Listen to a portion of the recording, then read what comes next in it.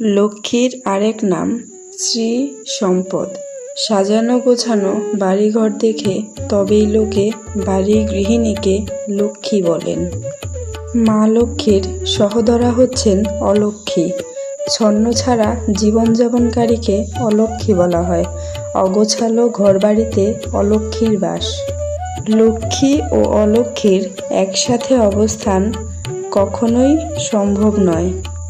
অলক্ষ্মী যাকে আশ্রয় করেন, লক্ষ্মী তাকে ত্যাগ করেন।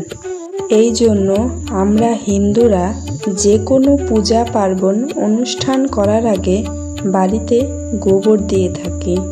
দীপান্বিতায় যে লক্ষ্মী পুজো হয় তখন প্রথমে অলক্ষ্মীকে গোবর দিয়ে তৈরি করে বাড়ির বাইরে ফেলে আসা হয়। তারপর শুরু হয় লক্ষ্মী পুজো। একেই মূলত লক্ষ্মী অলক্ষ্মী পূজা বলা হয়ে থাকে।